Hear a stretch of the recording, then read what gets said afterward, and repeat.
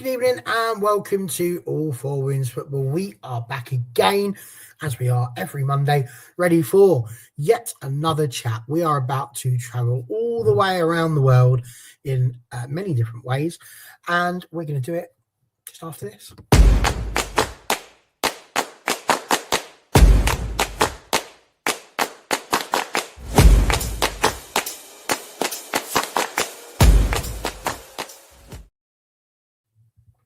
Yes, hello.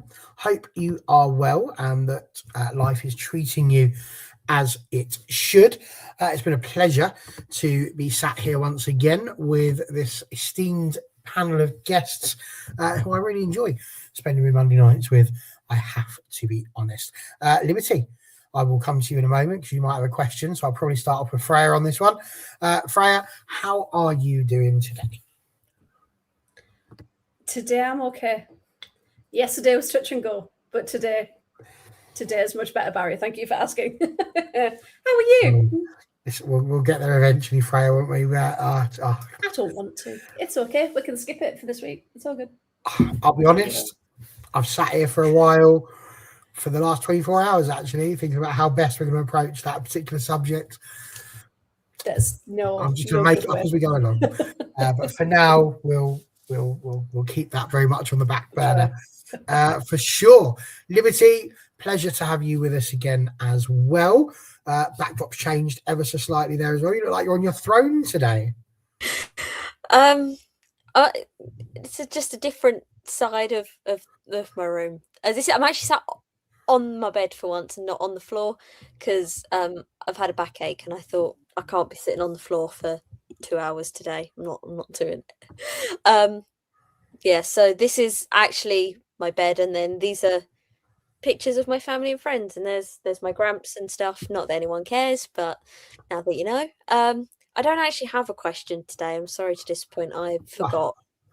Sorry, Barry. I'll think of one maybe for the end, but you just reminded me that I should have thought something. Sorry. Yeah. Sorry. Devastating. That means I've got to feel the start of the show, which I really wasn't expecting to do. But there we go. It's not a problem because it gives us the chance to get straight into some of the chat.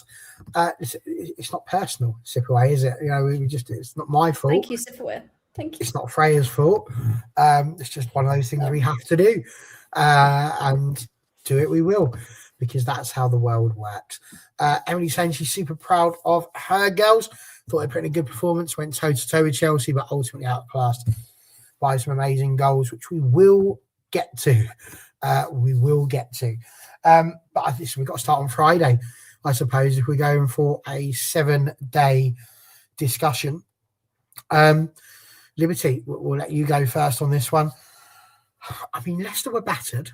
I think we've got to put it right. But perhaps a little bit unfortunate with the opening of the game. I mean, Chelsea were definitely the better side, but they could have gone 1-0 up. They hit the post. Then, of course, Chelsea scored 2. They hit the bar, did Leicester. So it could have been 2-2 before they were absolutely disposed of. I'm just trying to give them a little bit of positivity because ultimately... No, I'm not laughing at that, Barry. I'm laughing at the fact that you said Chelsea. Did I say Chelsea? Yeah. Different shade of blue. It's a different shade of blue. It's because I've been reading him. And because I've been reading him, I've gone, that's Chelsea I'm thinking about there. But of course it's not. I'm so used to Chelsea being at the top. I can't fathom it. But yes, absolutely right. Manchester City, of course, with Bunny Shaw and Viz Miedema doing absolutely superbly. City, absolutely battered City. Tell us a bit more about it, Freya. I told you had to start the show. You don't turn up with a question and everything's gone to hell. I'm just going to throw it over to you, Liberty, and sulk. Yeah, sorry, Barry. I feel to blame. For the opening 20 minutes, you're thinking if Leicester can hold out, maybe this is like a 1-0. And then everyone decides to hit the bar on either end, and you go, maybe it won't be a 1-0, maybe it'll be like a 2-3, because suddenly you think maybe people can get it in the back of the net. Except for the only people that get it back in the net was City. After the 20-minute mark, City just sort of looked like they relaxed into the game, realised who they were. Oh, he's even gone now. I've offended him so much, he's left. No, to add to my fun, I'll tell you what I put in the private chat. I didn't even put sugar in my tea. In a terrible 5 minutes to be me. He's gone. I'm sorry, Barry. It's not. It's fantastic.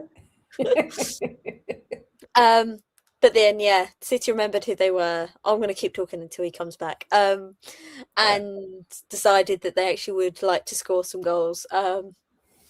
And it was very one-sided after that. Like, Leicester really looked like their heads went down at 2-0 and never got picked back up again. And yeah, it was not the best game for City, but I did think Clark had a decent game. I think it could definitely have been worse than 6-0. I think she had a very it was 8 games, wasn't it? And you just think, if she hadn't have made those 8, City would just... Yeah, it would have been worse than the Villa result if she hadn't have done that. Yeah. So hats off to Clark for that one. Are you okay, Barry? Have you sweetened enough? Yes, it's all good now. There's sugar back in the tea. All is well. Yes, these were my words. I put it on the thumbnail. It's literally the first thing I wrote. So yeah, terrible. Look at that. There it is. City, Hammer, City. Never mind. There we go. Such is life. But yeah, good. Freya, for you, I don't know what you made of the game in general. I know you mentioned there about the good work of the goalkeeper. I don't think we really expected anything different, did they? I think Leicester, even though they tried to recruit well, and they are certainly better than they were at the beginning of the season, I just think they're just not in a good rhythm, and they haven't been. And I think the season has been a struggle. And a lot of teams have been there. Villa are there pretty much all the time. So I understand for all Leicester fans out there. And it's not a nice place to be at the bottom of the table. And you just think, is it a lot of it look like confidence? Because like Liberty was saying, after 2-0, it just kind of looks like, right, park the bus, don't do anything, just heads went straight down. And you just feel like the belief just isn't there. And unfortunately, you can see that across a couple of teams at the minute. And you just think they just need a break. They just need one thing to go their way. So I think if they'd even got one back, I think that might have changed a bit of their mentality. But I just think when you're up against City and a very dangerous City side, it's going to be a struggle for anyone. But yeah, I didn't expect it to be 6-0. And I kept checking the score because we were out on a dog walk at the time. And my phone kept going off, and I was like, "This can't be right. It's delays, or multiple notifications at once." But yeah, I didn't expect it to be 6. I thought maybe 2 or 3. Again, Leicester defence, a bit like Liberty said, holding on for a bit longer. But yeah, I wasn't expecting that much of a battering. Poor Leicester. I do feel for them. Yeah, I think we all do. Really, it was not pleasant. I don't think to be a Leicester fan, but by the same token, I'm not really convinced either that we expect any different. There's a reason why they are sat down at the bottom of the table, and this really, I think, is the main one. Let's move it over to the other important game that was played on the weekend with regards to, or the other 2 important games that were played in terms of the title race, Liberty. Of course, we've got Chelsea and Manchester United both playing. And I do mean Chelsea and I do mean Manchester United. We're all good. We're back on a level playing field again. We'll kick off with the United result. Obviously, we've just finished the show on All for United WFC about that, if you want to go and see the United fans' reactions on it. But I mean, United really had to battle on this one, Freya, and I'm sure that you didn't see too much of it, although if I were you, I'd probably have switched over to it. But it was a tough watch. It was a tough watch, but United got across the line. And to be honest, so did Chelsea. So it was two teams that were not playing particularly brilliantly, but who managed to overcome what turned out to be very difficult opposition. I just see, this is probably why you shouldn't have come to me, because I was watching on multi-view, as I do. I just want to keep up to date with everything that's going on. And the commentator did say, United have had to really, really battle. Oh, it's been such a hard afternoon for United. I was like, they're winning 2-1. Villa are currently 7-3. Like, you can't talk to me about a rough afternoon. But in their own way, it was, because obviously, because it was Nikhil Harris, wasn't it, who went ahead the first couple of minutes, and you just thought, if London City can keep this up, like keep the element of surprise, because again, they haven't been on particularly good scoring form. They have been scoring, but not consistently. And I think with both United and Chelsea, like you mentioned, they've just got something in them to either grind out a win, or they've always got something in them to get something from a match. So I wasn't worried when they went behind, because it was the first couple of minutes for United. But yeah, the fact that they can get back into games is something that they should be really proud of, because United consistently seem to do that, and they consistently seem to pick up points, even if the football isn't the prettiest, isn't the greatest. And yeah, it's just, that's the quality and the depth that you just do get in those top 4 or 5 teams, which I wish could spread out to the other teams at the other end of the table. But a bit like Couture was saying there, resilience is the biggest thing, and United do have that at the moment. So yeah, I only caught snippets when they were going between both of them, but yeah, for once the cameras weren't going back to Kingsmeadow as much, although they kept going back to, and now back to our feature game of Chelsea versus, and you just think, but nothing's happening. You don't have to go back to them just because they're Chelsea. So yeah, it was an interesting weekend for the two of them. But like we said, they did enough to get the points, get over the line. And absolutely, there were some smashing goals though, weren't there, Liberty, in both games. Jess Parks was one to behold, I think. The other 2 goals were pretty good, but came from crosses. And of course, when you look at the Chelsea game, Lauren James just sparkling her magic all over the pitch, as we know that she can, with a superb cross and an excellent goal herself. What was your thoughts on those 2 games specifically? Not the other bit. We'll jump onto the other bit that I know you want to go on to in a minute, but just the games. Yeah, sort of. For United, I think even City struggled against London City. Man City struggled against London City a couple of weeks ago, didn't they? And had to get that really late winner. So I don't think it's much of a surprise that maybe it's not the sort of result we saw at the beginning of the season between United and London City. I think London City, after sort of the Christmas break, have under the new manager, have kind of come into more of an identity that we didn't see in the beginning half of the season. So I think that it's fair enough that it's not as spectacular as we saw in the reverse fixtures, and I think that's credit to London City in the second half of the season. But for United to get 3 points in what is not, after going behind and stuff, is probably where they would like to be, especially after having midweek game last week, obviously away in Madrid, and then having a midweek game this week coming in a couple of days at home, just to get the job done in a not particularly thrilling game and such, where they're probably having to work a little bit more than they'd like to, is very good, and keeps them in really good stead for the Champions League spots at the end of this season. And for Chelsea, obviously, weekend before 2-0 win away at the Hotspur Stadium, so to then come home where they have struggled more this season than in previous seasons, we used to think of Kingsmeadow and Stamford Bridge as this sort of impenetrable place to go, but they lost to Everton at Kingsmeadow and Arsenal at Stamford Bridge. It's become more of a struggle than we've definitely seen in the past 5 years. And so to just kind of get over the line against a resilient and once again a reformed Liverpool, it's just getting the job done at the end of the day and keeping the pressure on those places, because, you know, after the City game for Chelsea, we were going, are they even going to get Champions League? And we are still questioning it, because obviously Arsenal have the 2 games in hand now.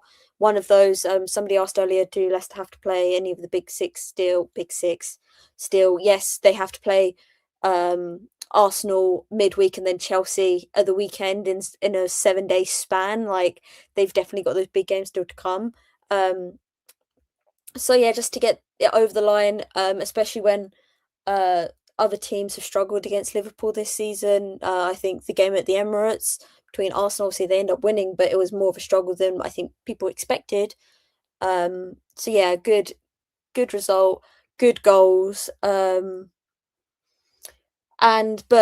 this is what I want to say about the Chelsea game. I just remembered. I think Jennifer Falk has been a rejuvenation in Liverpool's side. I think she made 3 saves against Chelsea. And obviously, yes, she concedes 2, but you're playing against Chelsea. It's like, you can't really do much about that. But I think she has been a revelation. Obviously, I like people who've watched Sweden or have watched the Damallsvenskan and watched Bigger Häcken knew what she could do. So it's not really a surprise, but to come in that quick and really change and solidify a backline, and to be keeping it that low against Chelsea when, you know, this side conceded 9 in December 2 months ago. I think she deserves a lot of the praise that is coming her way currently, because I've seen a lot of people rightfully praising her, but I wanted to also add my 2 cents and say, even from me, she's definitely deserving of it. And obviously there's reports that Liverpool want to make the deal permanent in the summer, and you're looking at it, you're going, they'd be fools not to put whatever Häcken one on the line, because you got to keep her. She's been brilliant, especially for a keeper who's never left Sweden before. You know, she's never left Scandinavia. It's her first time in a different league. So yeah, hats off if I had one to her. Absolutely, indeed, doff the old cap. Just a couple of things to point out. Couture asked Emily if she thought it was a foul leading up to the first goal. Emily unsurprisingly says, yes, I do think Lauren fouled Alice. Couture criminal.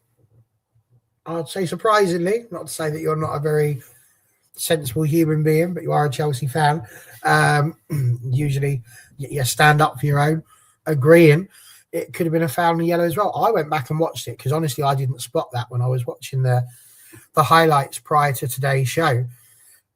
I'm looking at it, I can see where you're coming from. There does seem to be, there's certainly contact, and I think Holmberg just sort of stops, and it all goes a little bit wrong there. So yeah, that is a shame, but equally pretty good from Lauren James still with that.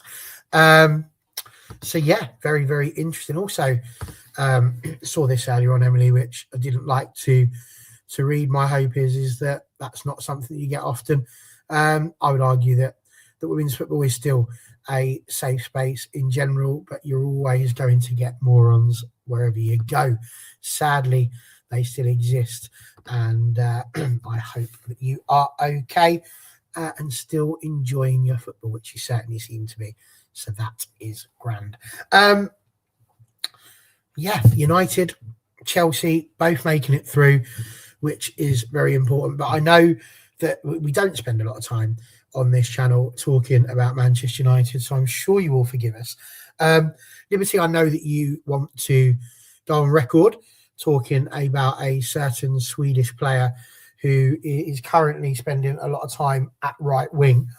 I'd just like to say that on the channel that I was just on, I spent a little bit of time just pointing out that even though she may not be in the position that she is supposed to be in, she was in the opening 20 to 25 minutes our best player in terms of doing anything going forward. Nobody else really seemed to be doing that.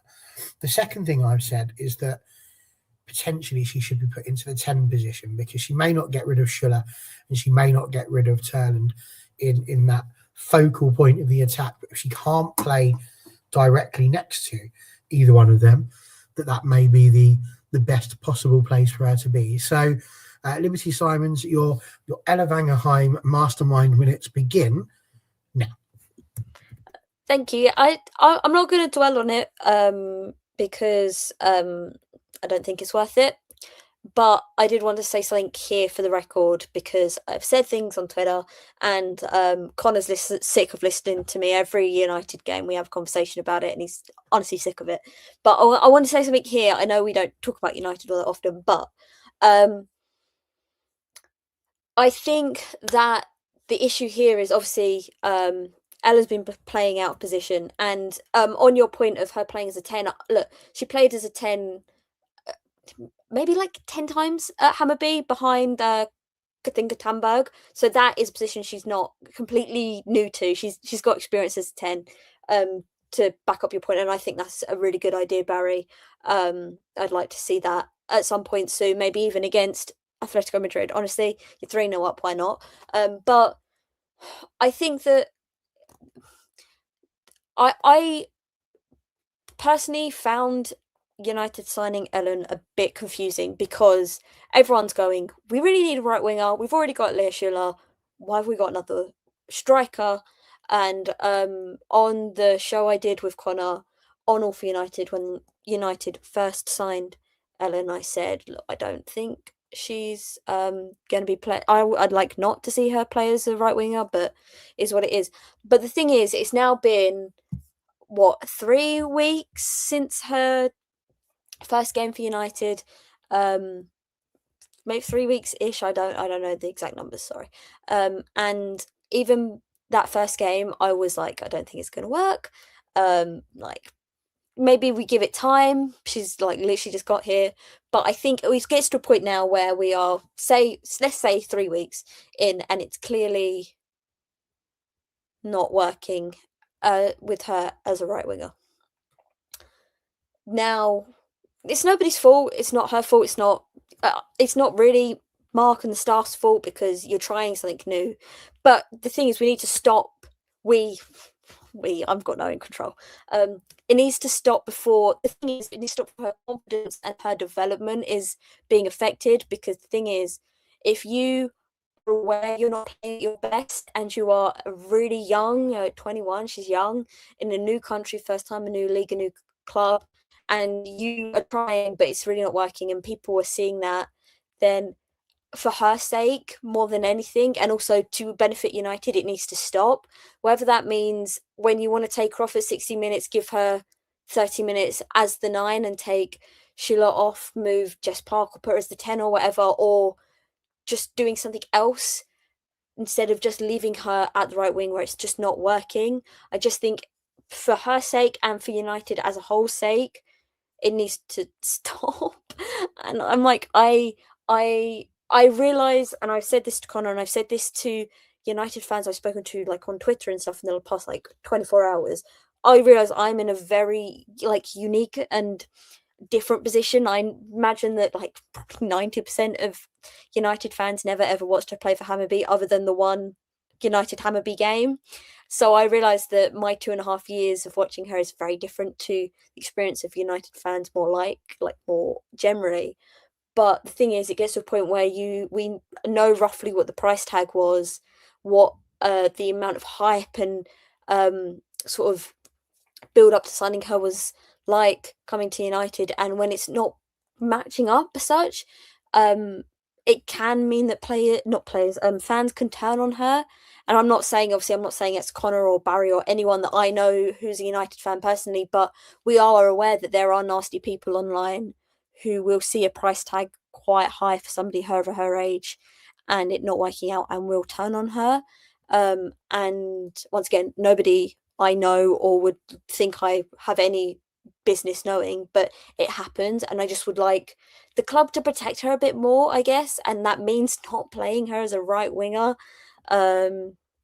Like, just try something new. Don't be afraid to try something new, whether it's a formation or trying her as a 10 or as a 9. Just like try something. And I've once again I've said this to Connor personally, but it doesn't help that Ella tunes out, and so Jess Park really does have to play as the 10. I think that is probably being more of a hindrance to this than anything. You kind of want to play Ellen on the wing because you can't play Jess Park there because there's no Ella Toon for the 10. But going back to Barry said, I'm really on this Ellen as a 10 thing, Barry. It's not my preferred, but I can see where you're going with it. But like, try that and put Jess out on the wing, because you know Jess is more comfortable as a winger than Ellen is. Just like things like that, I would just like tweaks, and then United are benefiting as well as Ellen. I just think that I wanted to say something here, and I'm never going to speak about it again because I'm sick of it myself.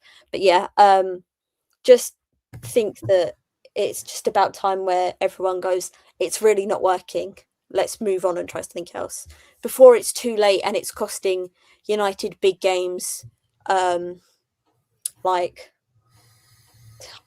trophies or whatever. Like, it gets to a point where that could be on the table. Let's get to a place where that's not the conversation that needs to be had.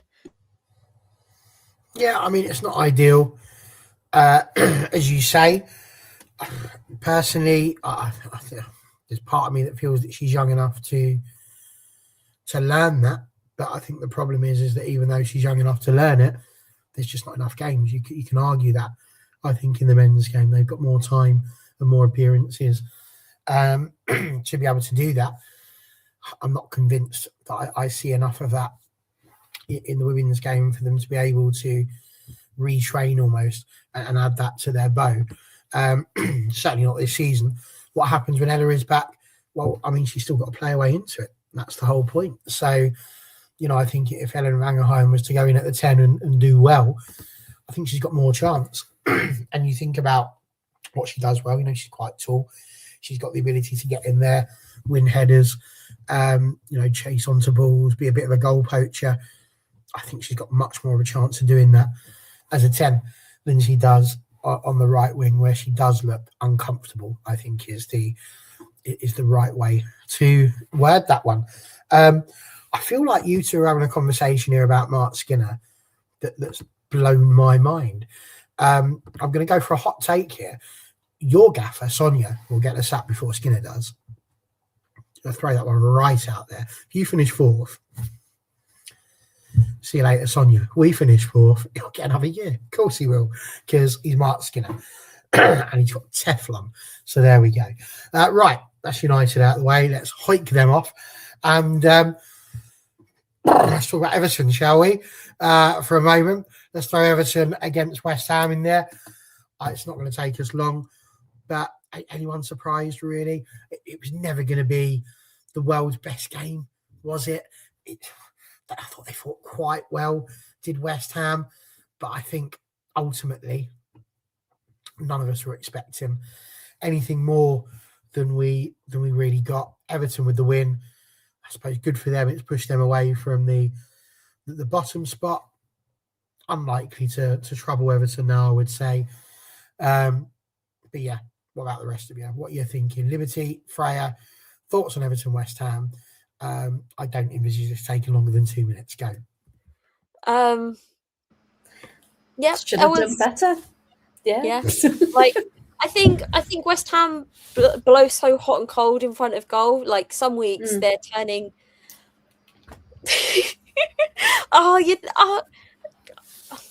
It's to taking Skinner's job. I haven't even got the right bloody qualifications to be taking his job, so I'm not be doing that anytime soon. I've just got a lot of opinions. But back to West Ham.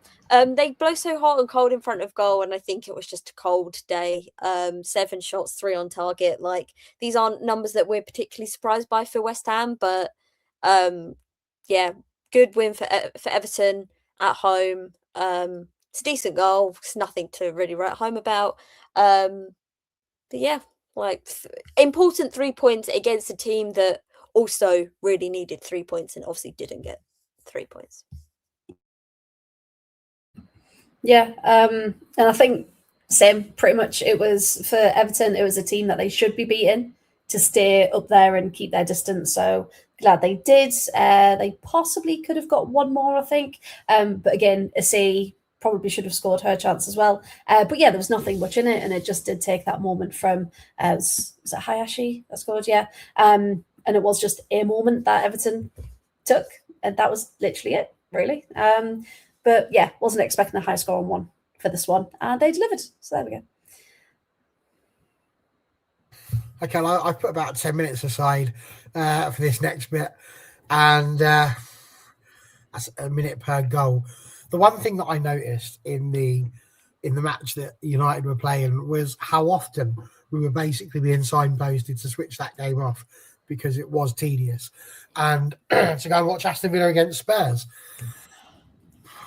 I mean, no, yeah, it was mad, Freya, and yeah. I mean, I can't imagine. I've only watched the highlights, and obviously, depressing, aren't they? Yeah, that's just something I never do, Freya. I never text people during matches when United are playing because I know full well that the way the footballing gods work is that if you take the mickey out of another team whilst you're playing, you will get bit on the backside. So I'm not having that. But I had to ask what is happening because the scoreline was just ridiculous. And you go 1-0 down. Fair enough. Good goal. Level up. Kirsty Hansen 1-1, 2-1, 3-1. All right. Fair enough. But before you know it, it was all a little bit mad. And every time Villa seemed to be trying to get back into the game, Spurs just immediately shut them down again. It seemed a bit bizarre that was the case. So maybe, just maybe, you could try and give us, not your thoughts, but you try and put the emotion to one side that I'm sure you must be feeling. What on earth happened? Because Spurs have been inconsistent. To concede 7 against them must have been unexpected. Why unexpected is one word for it. Yeah, I think we could all see quietly, couldn't we, what Martin Hall has been doing and who he's brought in and the strength of those players. And I just think today was unfortunately the weekend where it worked, and it worked very well. And lots of people saying, yeah, exactly that. Never seen them before. Yeah. We hadn't. Like, they were first at every ball. They were quick. They were proactive. They were just so much better. I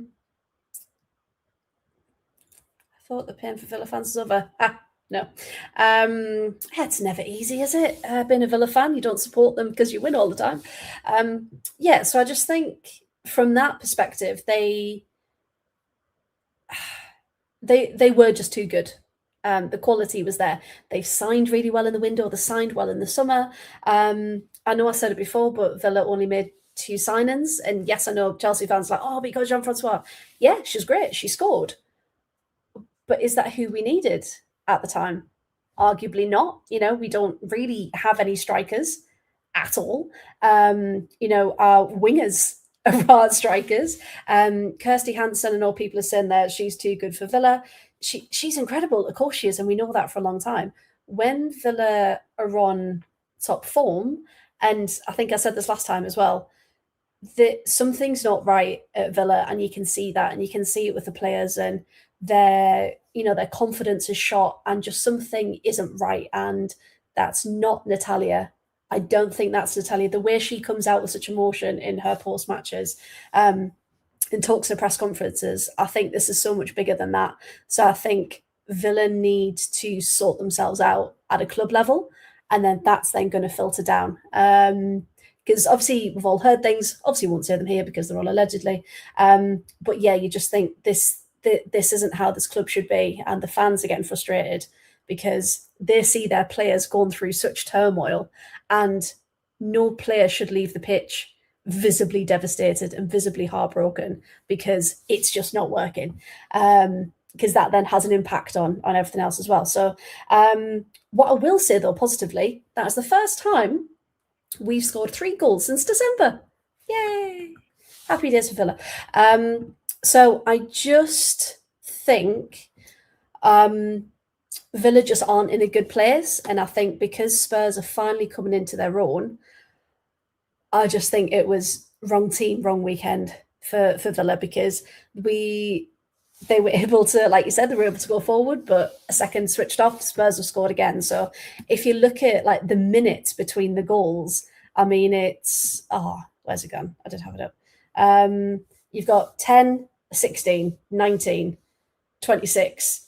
And then there's a gap, when in a 3-1, like you said, like that's okay. We can kind of come back from that. Jean-Francois scores, brilliant, 3-2. We can come back from that. Game on. And then just 69, 72, 82, 85. And you're like, oh, oh, okay, that's how it's going to be. And you just, as soon as the camera came off, like you said, went to another game, it was like, I'm going to take you back to Villa Park because something else has happened. So, yeah, I just think, again, something's not right. I know people saying about relegation battle. I don't think so, but anything is possible. But we're certainly not where we should be, where we need to be. Villa need Paul Green. We need someone on bloody recruitment because someone's, not doing their job. So yeah, I just think they're in a bit of a state club-wise, and that's really impacting their performance on the pitch. Also hasn't helped that, we've got City coming up as well. We've still got big matches coming up. So I just think it's a case of get to the end of the season, try not to be in that relegation playoff. Because that's the thing as well, Emily's asked that. She's a bit worried that you could get drawn into a relegation battle, although she doesn't think we could. Are you worried about that? It's always a possibility. Yeah, because you see Liverpool getting more points. You see, Leicester look like they're in trouble, but you can never write anyone off. So, yeah, I think it's not out of the realms of possibility at all. But another question is going to be, have some clubs gone, well, you probably won't get relegated this season. Do we really have to give you the money? And that's a big thing that people should be talking about as well. Thanks for that, Sifaway. Yeah, thanks. So yeah, it would be it's hard, but we still have, looking at the table, below us we've still got a 5-point gap between West Ham and then obviously Liverpool and Leicester. So it's not the end of the world yet, but it is the 4th game we have lost in a row. So it's worrying. So I hope international break can just clear the air, whatever's gone on, and just come back, reset and attack, because we saw what they did end of last season, got 5 wins on the trot and no one expected that. So yeah, let's hope that Villa can turn up, but it's not easy at the minute. And it's not a simple solution either. So no, it certainly doesn't seem it. And oh, blimey, I think both Liberty and Sifaway being a little bit Eagles here there. I just asked you to talk about it and they're just straight up telling the screw. But for me, I'm going to throw it over to Liberty now on a slightly different question, because obviously your game was due to be the afternoon game that everybody's allowed to watch on a Sunday without having to worry about any other games being on. Didn't happen, of course, because that pesky rain, which to be fair, called off a heck of a lot of games nationwide, certainly got involved at Brighton. There was, saw Tim Stillman writing a piece about why it happened, I suppose, and why it was potentially acceptable, I suppose, at the time that it was called off. I'm less worried about the why. I'm more worried about your thoughts on a potential fixture pile-up that's starting to happen now, because you've got the 2 games in hand, obviously, in the league. You're still in all of the competitions, which I think is very, very important to note. And when we look at the games that you've got coming up, obviously it's not too bad at the minute. You're going to have your European game on Wednesday. You play again on the Sunday. Then, of course, there's the international break. There's 3 more games. Then it's the international break again. But as it stands, you booked in to play Villa on the 26th, Leicester on the 29th of April, and then Everton on the 3rd of May. And, of course, That is not including yet the rearranged Brighton game, which we don't yet have. So there's going to be a little bit of a fixture pile up there on that one. Are you worried about that? Because we're all in this talk about, finishing in the top three now that City have won the league. And as a result of that, I mean, Chelsea fans are sort of telling themselves they're going to finish fourth so they can feel a bit happier when it doesn't happen. And not feel too bad, I suppose, if they do. But when you look at that, Arsenal fighting on all fronts, United, they're not in the Subway Cup final. You're quite right. But I don't think they're going to be too fussed about that at this moment in time. So what do you reckon, Liberty? Is that a problem for Arsenal as the season rocks on? Yeah, because also we may have home and away against Chelsea in there as well midweek in the Champions League if we get past 11. We're in a very good position to get past 11 now after last week. So it's not even just these two rearranged WSL games. We've also got the quarterfinals. If we go further than the quarterfinals, semi-finals in there, which usually happen on a weekend. So then you're looking at maybe even more WSL games being rearranged. And you're going to beat Bristol City, so you've got the FA Cup there again. And Bristol City, who I've just realised we do play this weekend, which means we're going to be playing against a Polish player. I've literally just realised that as I'm sitting here. I've completely slipped my mind. We're playing Bristol. And either United or Chelsea are going out of the FA Cup this weekend, so one of them is going to have an advantage here. It's insane. It's actually insane. And say, yeah, obviously somebody out of Chelsea and United go out at the weekend, and then say one of those goes out in the quarterfinals of the Champions League. They've got a clean run to get as high up in the table as possible in the league because they'll have literally nothing else to worry about.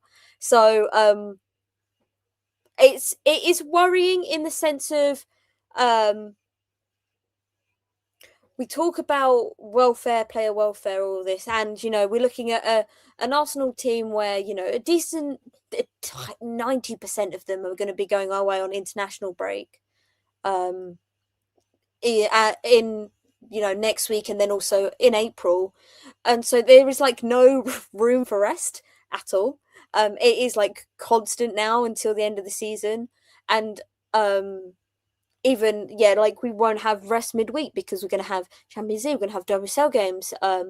It's going to be, it gets to a point where there is no solution. That's the thing. This is just the reality of it.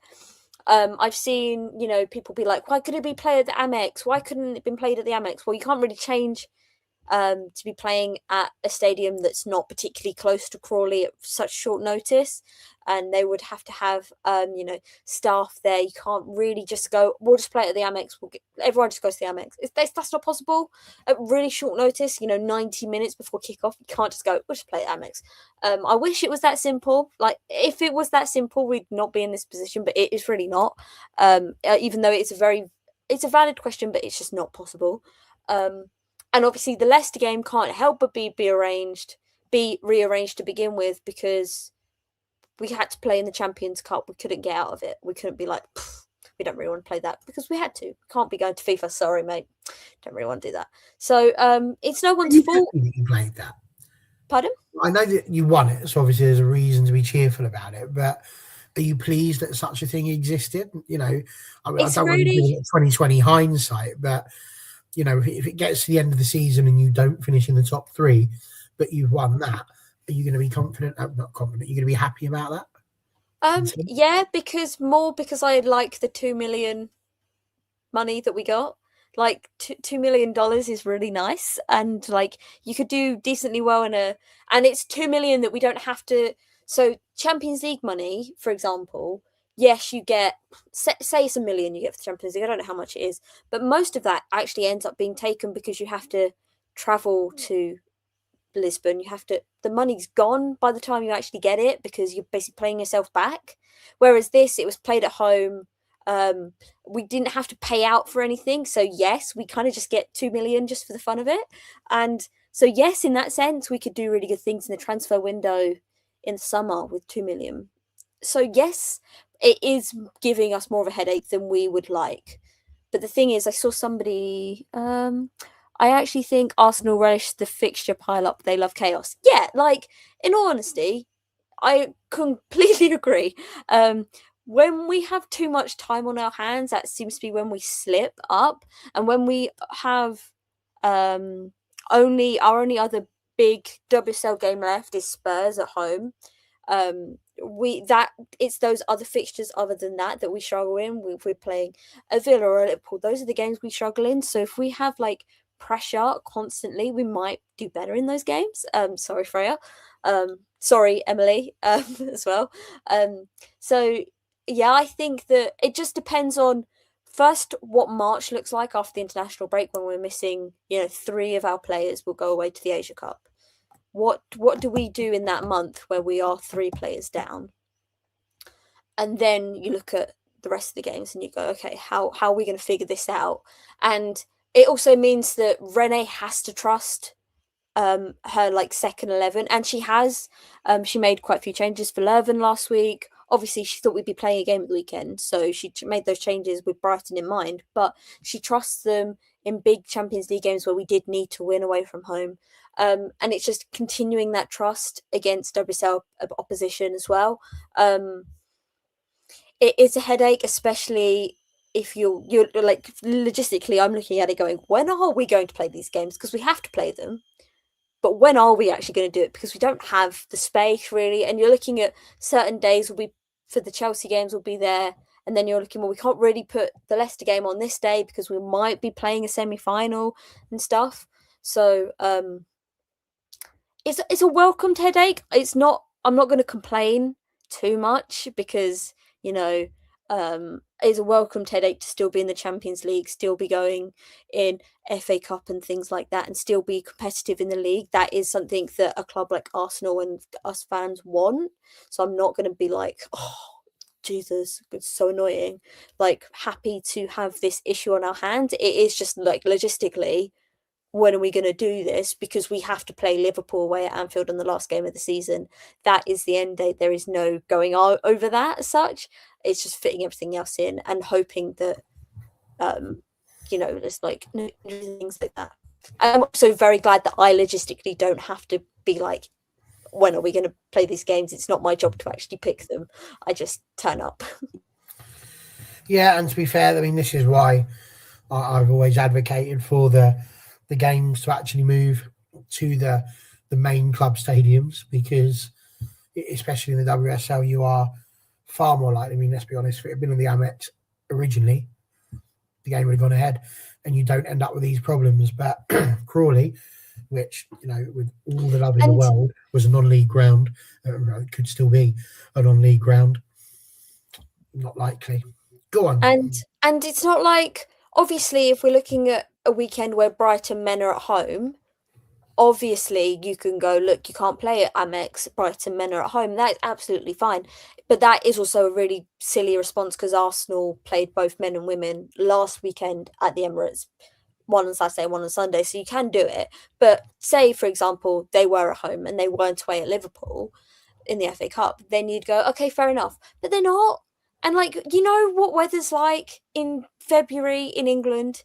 We've been in this position before where our game at Crawley was cancelled in the middle of winter and had to be postponed because of the weather. We know what that ground is like, the same way we know what playing at Meadow Park is like at this point. We know what it's like.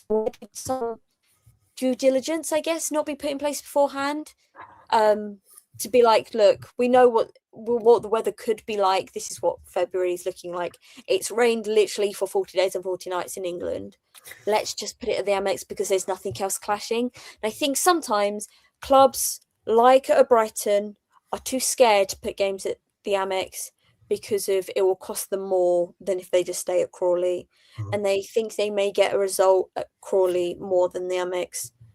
But it gets to a point where you just have to do some forward thinking, and I wish clubs did more forward thinking than they currently do, unless you are a City or a Chelsea where you own the grounds you're playing on and you have control of the grounds, like City having training systems and stuff at the Joy Stadium. Yeah, I can't argue. Can't argue at all with what you said there. Could you just to address these? I'm not going to let Liberty fly off on these, but it might be what they need, even if it is can't have them until after the summer. So that's kind of not going to help them at this point. What happens when Steely comes back? That's up to the gaffer. And of course, this one, I think you can't compare at this point. I think for me, Rene is in a very short period of time. Vic Akers set a groundwork for Arsenal and built the side, so it's a very, very, it's apples and oranges, that one for me. I think, come back in 5 years, if she's still in charge and Arsenal have taken over from Chelsea, I think then we can talk, but I don't think you're going to get it at that point. See, she loves that answer. Well, people think I'm unbiased. I'm biased. It's terrible. I have the ability to big up other teams. Speaking of other teams, let's just drop down very quickly to WSL2 before we fly, because there was a match tonight, which I think is important just to point out. Birmingham City lost 3-1 at home to Crystal Palace, which is quite big, really, because Crystal Palace now moved. I was understating it, clearly. Quite big, not quite the same as massive. There we go.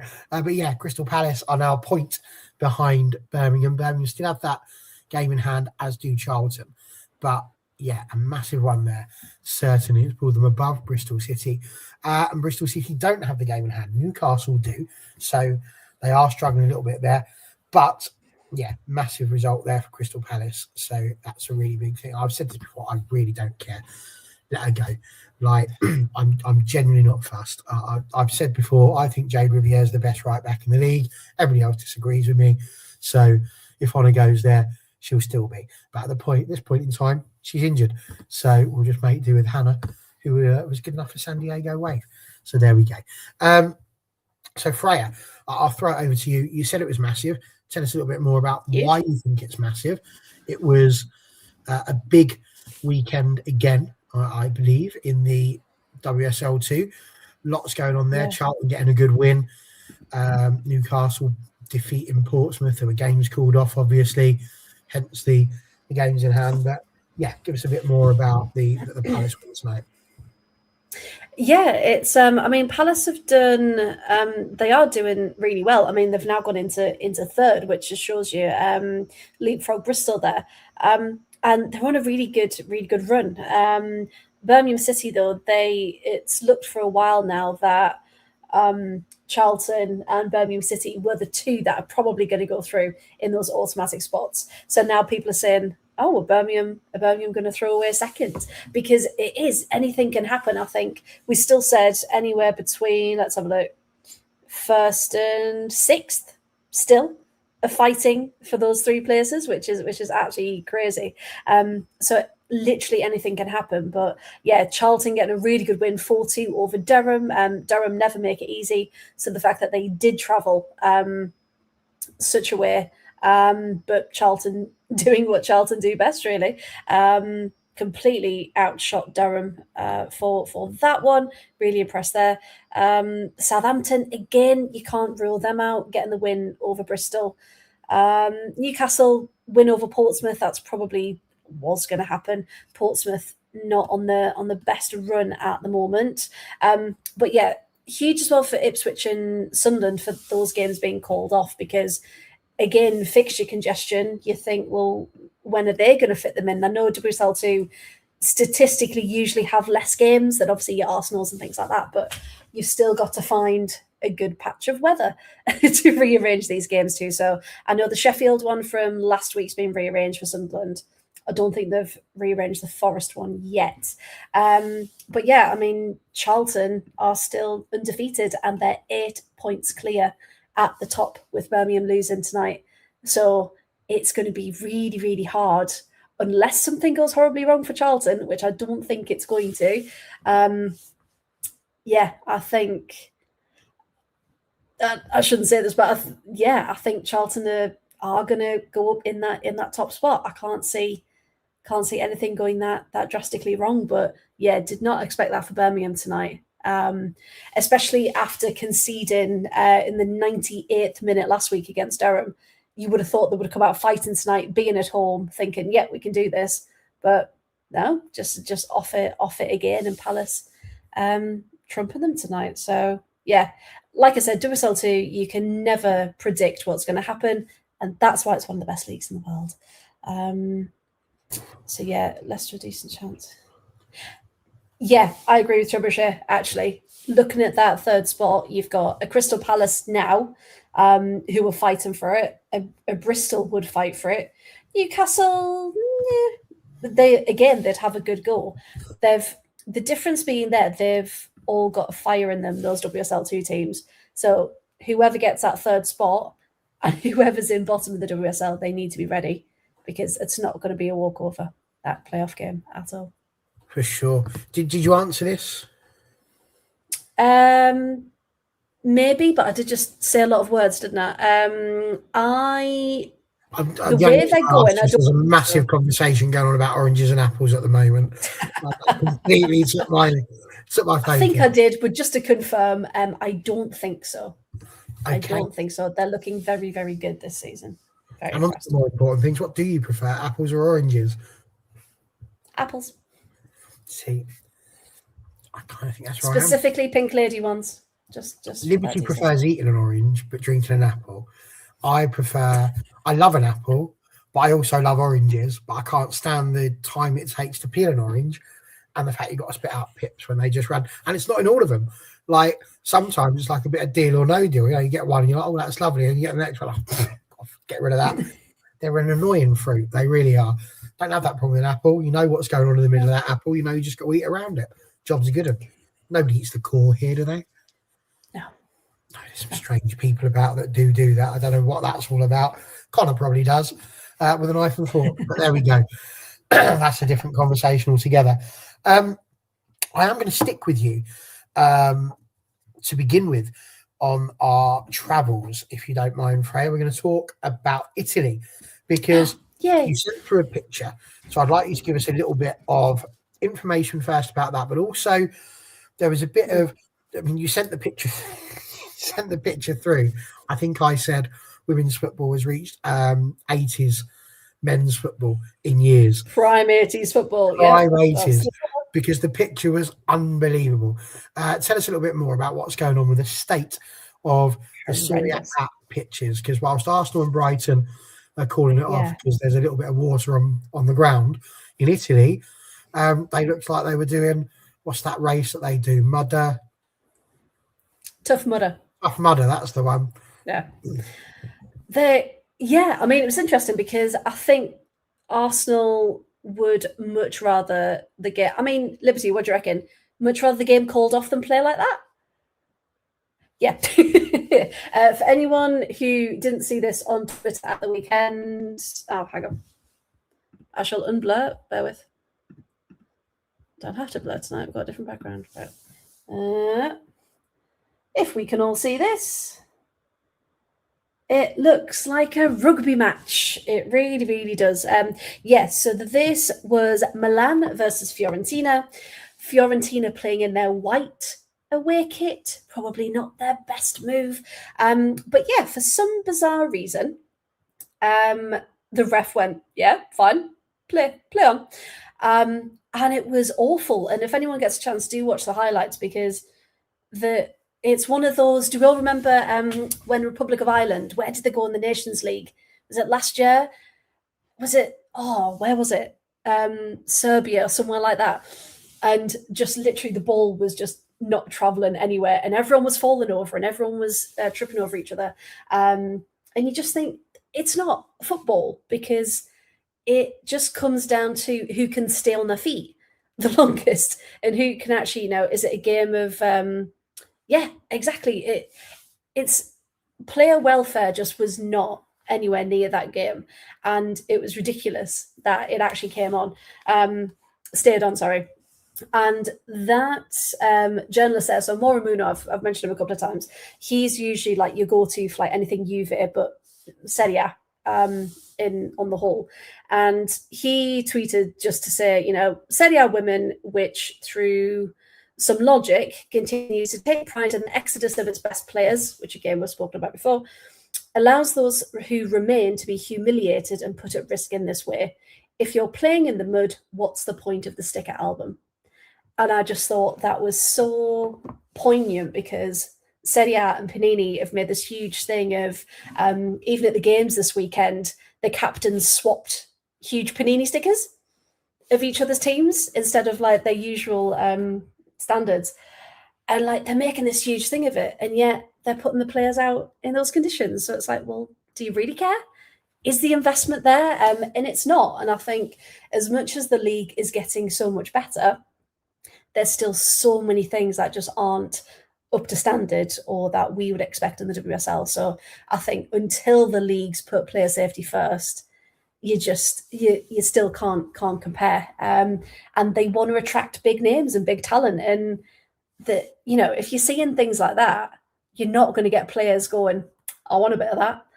Not a chance. They're gonna stay clear. So yeah, they need to do much more if they want to be the league that they think they're going to be very soon, if that makes sense.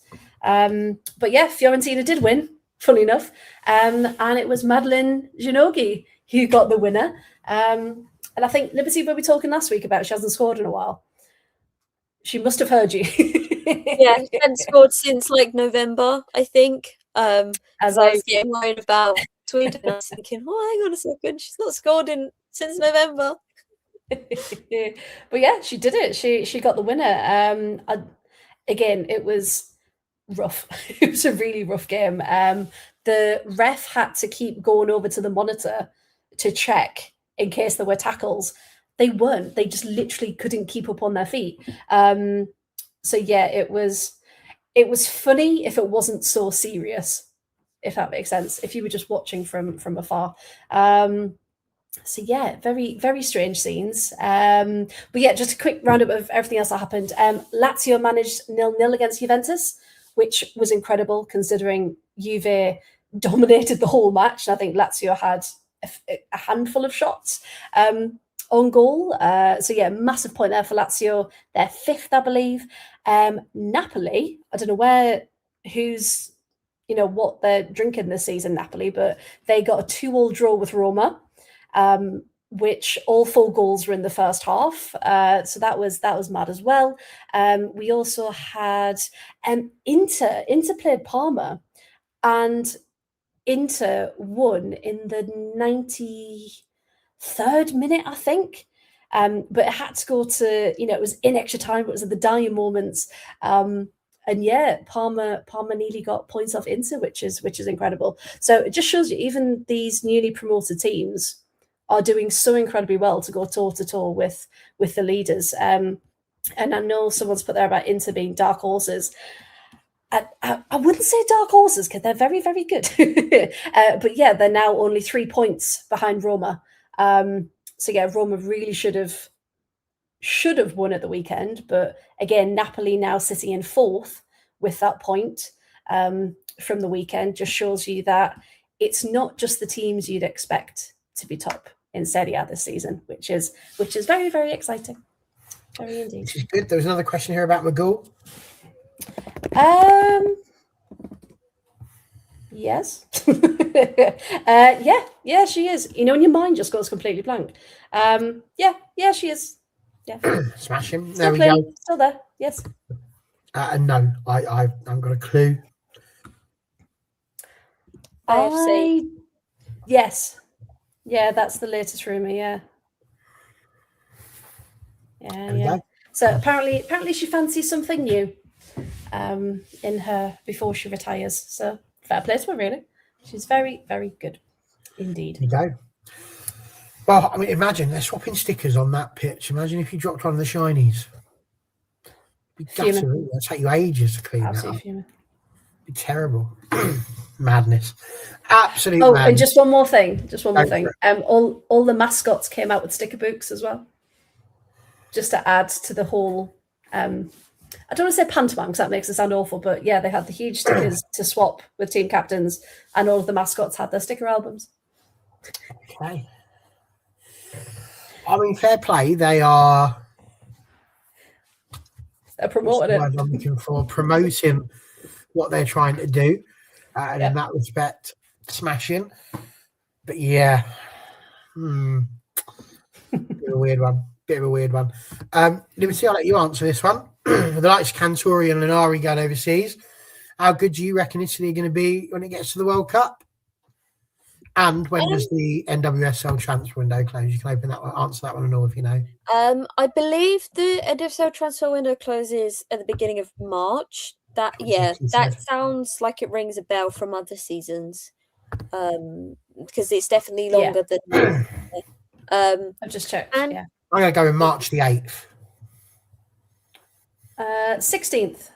Close. A birthday. Good time to close it. On Italy in the World Cup, I think we saw in the Euros that, it's a team that is getting much better and, got further than I think everyone really expected. Not to be kind of mean. I don't think it's very mean, but it was a slight surprise to see them get to semi-finals and to push England to extra time in said semi-finals. So I think they'll do really well in a World Cup. Obviously, I think the difference between World Cup and Euros, though, is that they have the opportunity to come against countries with vastly different styles. I think Europe are mostly very similar styles, except for one or two different, where maybe Spain is a different style, maybe sort of thing. Whereas a World Cup, there's so many different styles and different ways that countries want to play. So maybe that could hinder them more. But I think, with the amount of players that are taking the step outside of Italy and looking to improve their own awareness and game and stuff in the NWSL or in England or wherever, I think they could do really well and really be maybe another surprise package in the World Cup next year. Oh God, that's terrifying that it's already a World Cup is next year. Well, I feel like I'm still at the Olympics in 2024 in my head. But yeah, I think they could do very well. Indeed. Right, now, we did speak a little bit last week about a new sort of way in which all women's football is going to try and introduce it and get these leagues out there. It's a difficult thing. I think we'll all agree. If we were to try and cover every single league as fully as we would like, I'd either need to be doing shows 24 hours a day, 7 days a week, or we'd literally have to put aside an entire day to try and do the whole thing. So what we said we were going to do with Brazil kicking off their league season was that we were going to pick a Brazilian side and just sort of copy them, follow them, see how they get on, find out a little bit about them, that type of thing. So I tasked Liberty with that particular moment. She was sent off. Liberty, tell us a little bit about the levels of research that you went into in order to decide which team we were going to be looking for. Well, I don't really believe in just like picking a team, because if I was just going to like pick a team, I would obviously choose one that's going to get us silverware. So I didn't do that. I put 1 to 18 in a random number generator because it's 18 teams in the league, and let fate choose. And we got the third team on the list. So yeah, fate told us what team we're getting. I didn't do any research other than the number generator. And I absolutely rated that. And who was the third team in the division at that point on the A to Z?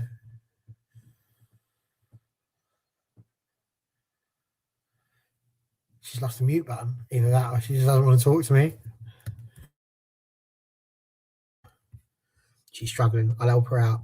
There you go, Liberty. Oh, no, I can't because they chose to mute themselves. Oh, she's really struggling. She's confused. A little bit panicky. Something's gone wrong. There we go. Because she really doesn't want to tell you who we ended up choosing. So I'll do that. It's absolutely fine. Because the team that we are going to be looking at is Fogo, which I'm sure we'll pretend. Yes. So Liberty, which team was it that finished in that position for us? We got Oh, I'm going to butcher the saying because I didn't look it up. And also, sorry, I'd like to explain that I couldn't, like, my laptop essentially sometimes doesn't, like, you try and press the button, like the mouse pad, and it just doesn't do anything. And I was like, and then I was trying to see if I could find other ways to do it. We got Botta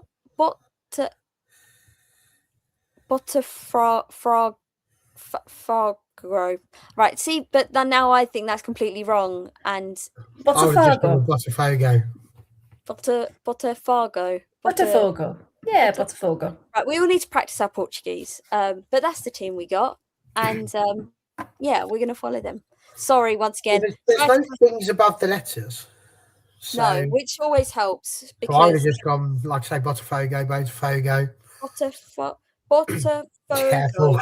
Botafogo. I wish we'd got something like, I could tell you, like, underneath them, Flamengo, easy. I could get that straight away, but we didn't get Flamengo. My We got favourite dance, the Flamengo. Botafogo.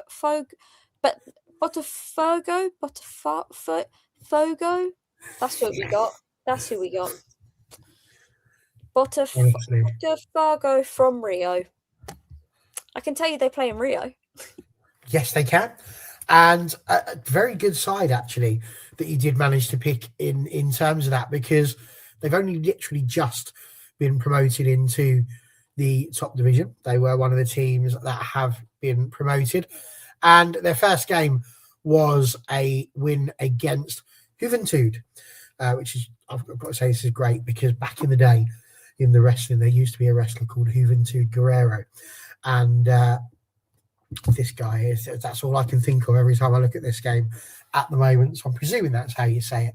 But yes, a 2-1 win against Juventud, which is, I think, quite a good result for Botafogo, considering the fact that they have only just got into the league, as I say.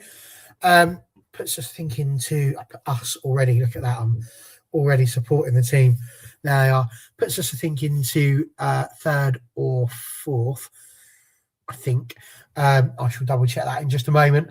But the goal scorers being Anna Caroline with a penalty, and Vanya, I think, as well, being the one that got the win there. So I was really impressed with that as a result. And lots of big teams in the league that we can, at fourth it was, is where we are. So there we go. That's good news. But some big teams within Brazil that we get the chance, like, honestly, not a clue. Trying to find anything online has been tricky, to say the least. But we're going to go there for you. Not to Brazil, obviously, because that would be wild.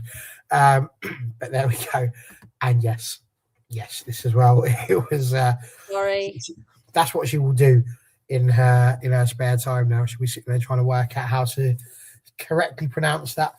And God bless her for that. But yeah, lots of big teams that are in there. Palmeiras, as we said, Cruzeiro, Fluminense, Corinthians, of course, big side. So yeah, the plan is we're going to have a little look, see if I can do a little bit of research into the team over the course of the next couple of days. We'll stick that out on the All Women's Football Substack, and we'll try and follow them weekly as best we can with their results and goal scorers, keep up to date with some of the stats and things. And whilst that may not necessarily encompass the entirety of the league, it will certainly give us a flavour of what's going on. So there we go. So All Women Football are going to be Botafogo fans for the course of the next however many months the Brazilian league goes on for. So that's going to be great fun. We're going to have lots more. I think we're going to get liberty to say the teams every week, just for entertainment purposes more than anything else there. Freya, do you know anything at all about Brazil? And if not, how do you feel about the fact we've got a newly promoted side to follow the fortunes of? I'm quite excited about that because I think newly promoted teams have still got that fire. They've got that grit from the second division that's got them through to that promotion. I thought Botafogo was a dance move. So I was very excited when I thought that. So yeah, no, I'm excited because I know like a couple of Brazilian players, again, just from seeing them at the World Cup.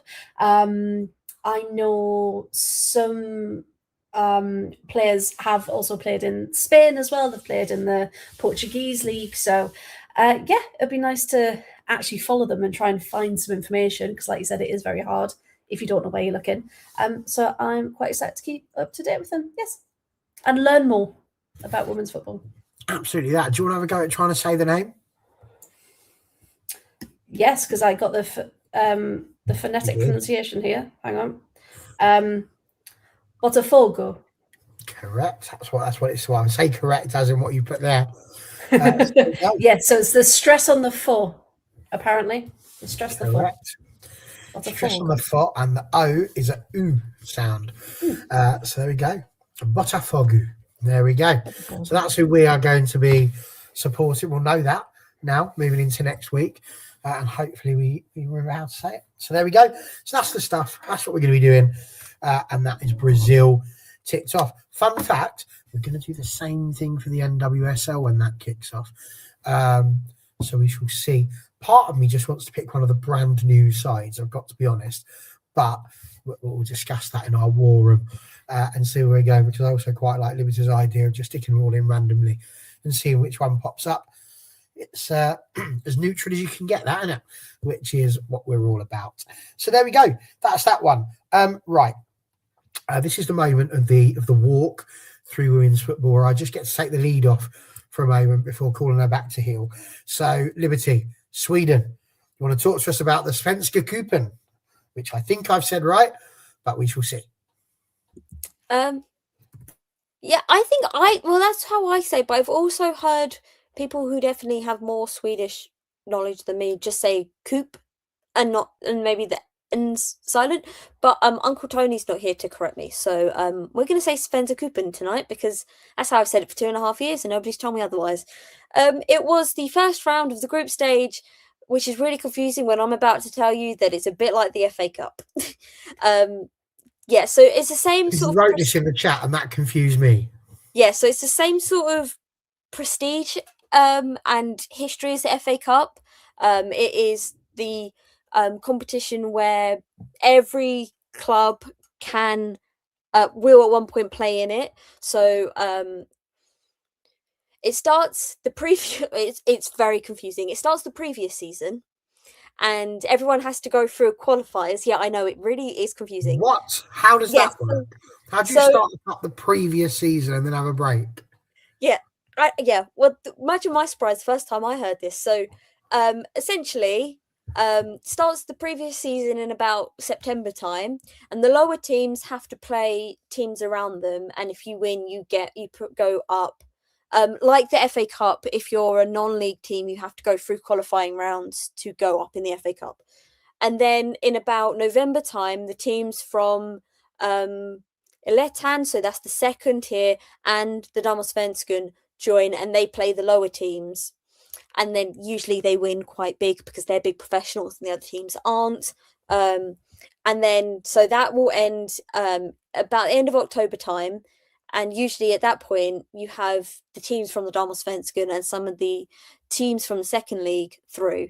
Then they do a draw where there is 4 groups of 4 teams, because you get to 16 teams, 4 groups of 4 teams, and you play each of the teams in your group once before the season starts. Are you with me? So, yep. So the season starts at the end of March, after the international break. And how is it the first time you're hearing about it? No, I meant as in the first time I was hearing about it seasons ago. It was very confusing. Not currently.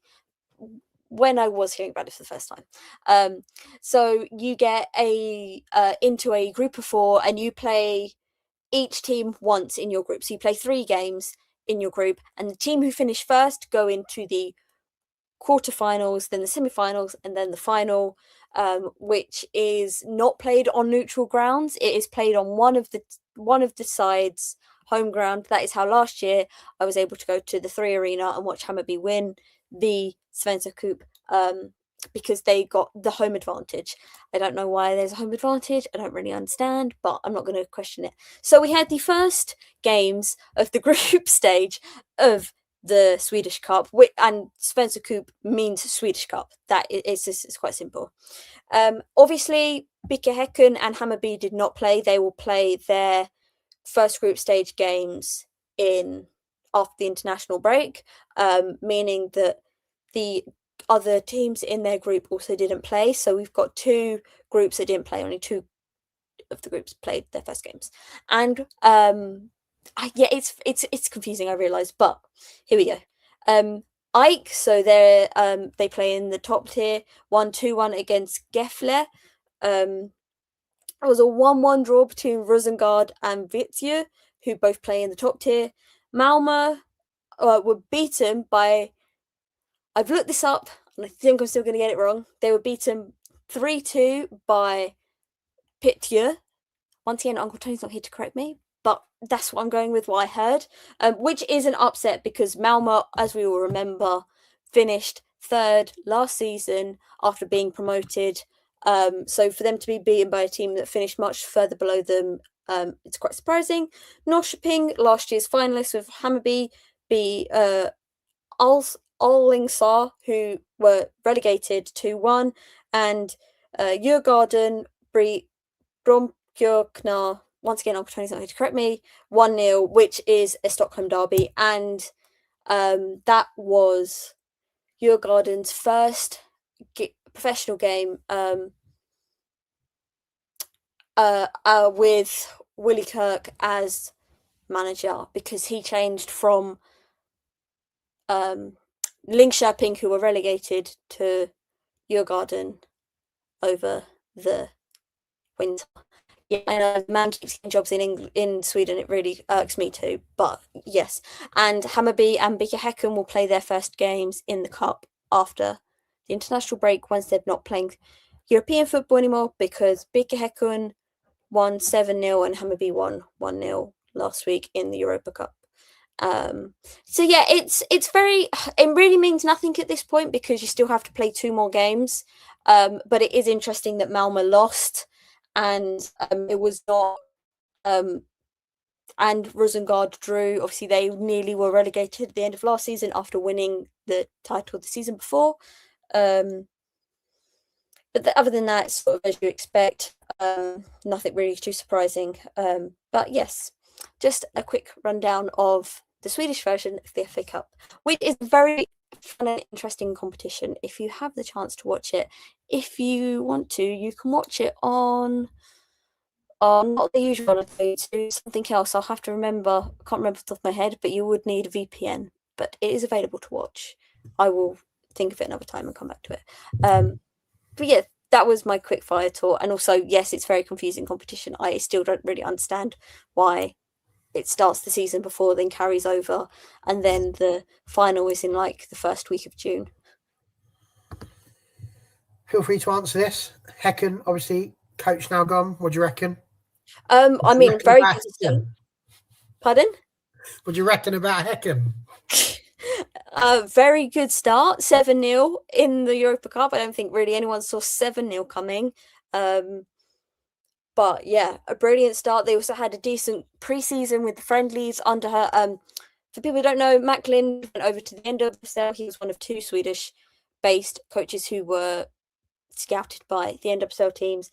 So he's now over in the NWSL, and it is Lena Sadaku, who was the manager at Celtic. She has gone to BK Häcken to hopefully continue what they started last season.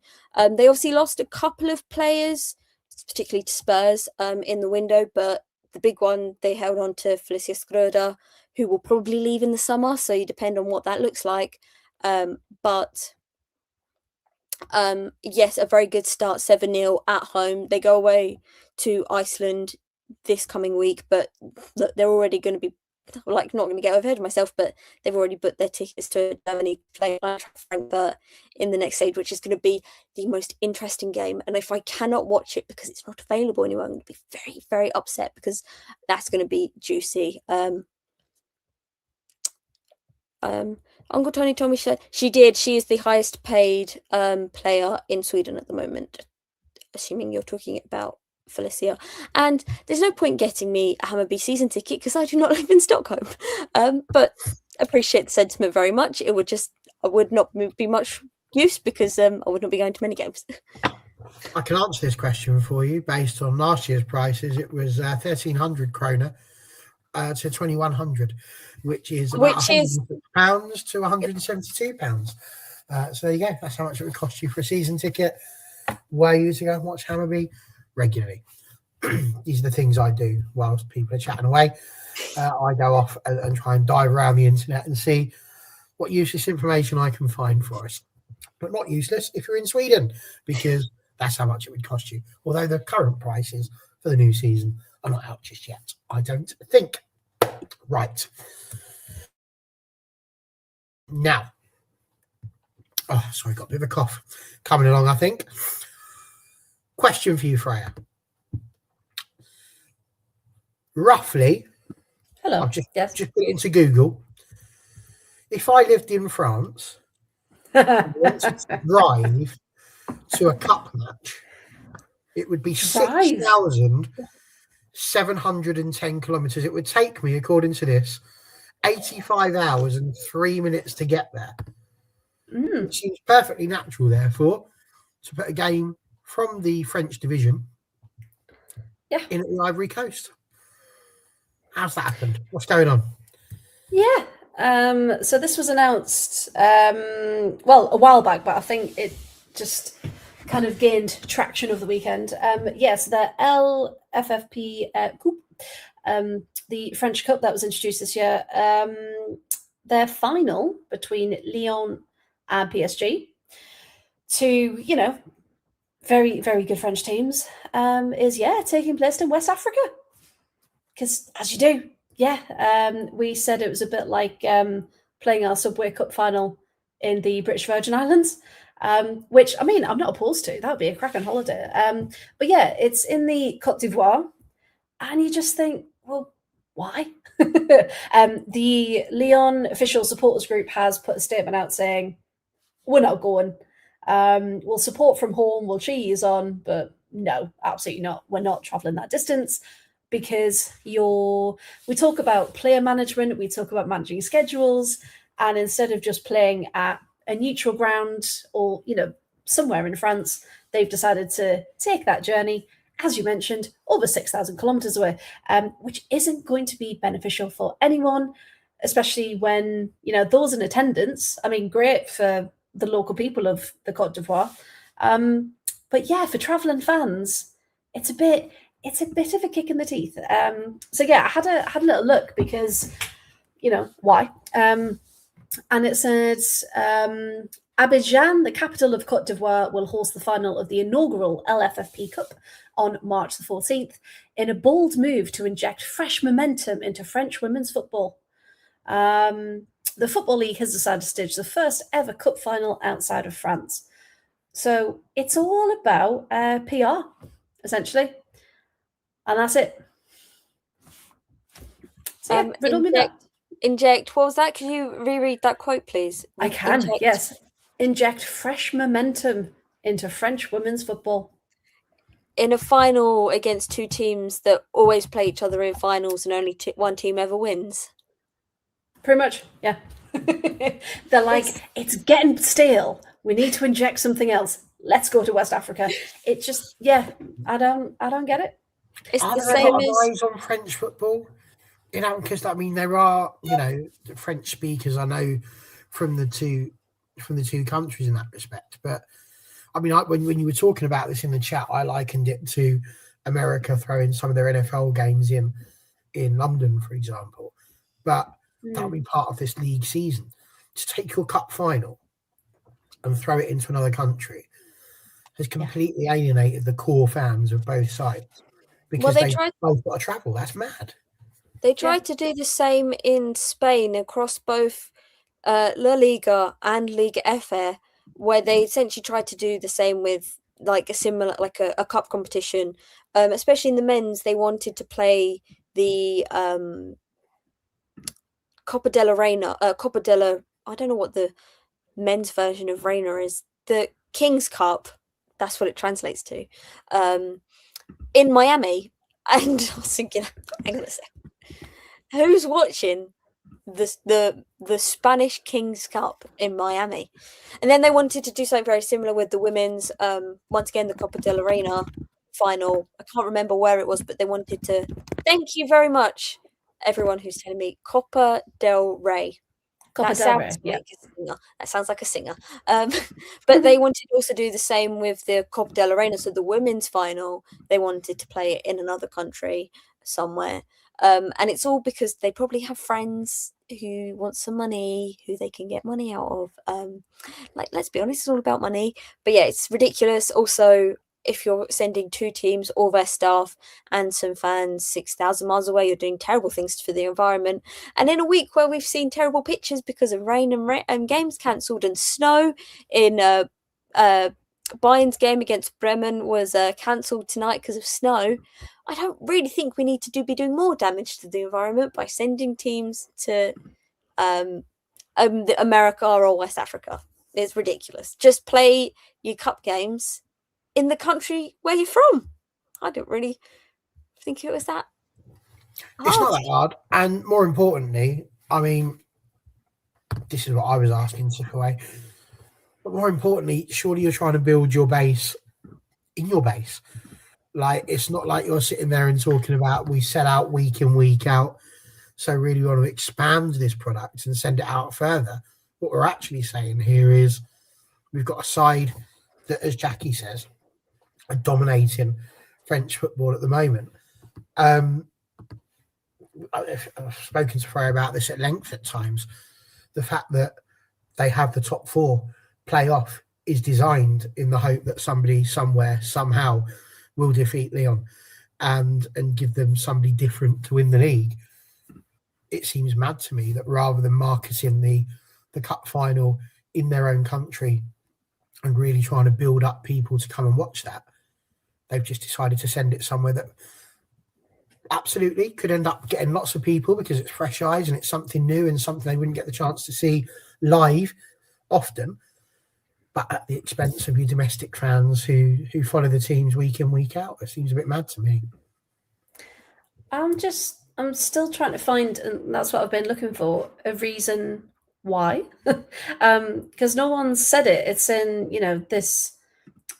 the Côte d'Ivoire has been selected to do this. It's like, okay, well, who else was in the running for it? Or, what's been going on? I've seen one suggestion that maybe there's a Côte d'Ivoire company that's involved in being a sponsor, that kind of thing. But again, nothing's really standing out about why, apart from this bold move. So it just, it doesn't make any sense. I've had one article says there's a quote from the French president of the Football Federation, not the French president.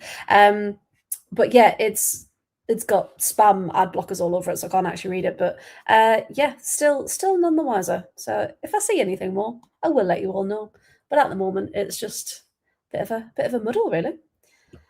There's also, surely a difference in, for example, Michelle Kang is not going to stop, is probably going to get a private plane and all this to fly Lyon over and not really worry about the money. But we've not actually seen from PSG that they really care about the women's team all too much. And they're sort of at a decent level in the league where they're at the top, where they're like, well, you can just sort yourself out. We'll give you managers who have never worked in women's football or never been managers really at all. And we'll just hope and pray it works out. So there's nothing stopping them from cutting corners and giving them commercial flights to the Ivory Coast and stuff, compared to Kang, who will get private jets and stuff for Lyon. I think that as well is how probably not thinking about the difference, because Kang, money is not an object to Kang, whereas PSG have shown time and time again they don't want to put the money into the women's team, and that also then puts PSG at an unfair disadvantage going into a final where they already have to travel, and they're probably not traveling anywhere close to Lyon in times of like luxury, I guess. Just like things like that as well must go against or even if it wasn't PSG in the final, if it was Paris, who have nowhere near as much money as Kang's Lyon, that would 100% be a disadvantage. And that's like things like that, like that just I think it's really just not thought through. PSG, sorry, are. Did they only just recently announce it? Because, like, you think about the WNL Cup, that's going to be at Ashton Gate, I think it is, that they were saying that was going to be, or is that the Subway Cup? I've got myself all confused in all the cups that are going on. But ultimately, you knew it was going to be in England. Have they only just announced that it's being taken out of the country entirely? Have teams been playing thinking they're going to be playing in France, and now it's gone? I don't think so. I have just read it somewhere. Bear with. It was on an article I've just seen. It was announced May last year. So it has been a year ish. Yeah, May 2025 it was announced, yeah. Sorry, I just would like to add some context why PSG are fifth. They had points deducted because they fielded an eligible player in a game, so they had points deducted. They're not fifth because they've been the fifth best team. They had point deductions, meaning they fell. They were second up until they had the point deductions for fielding an eligible player. Not that I remember who the player was or when it happened, but happened before Christmas, definitely. But yeah, that's why they're fifth, not on game alone. That not remembering Liberty, you might have been in charge of the team sheet. That might be why it went wrong in the first place. There's the issue.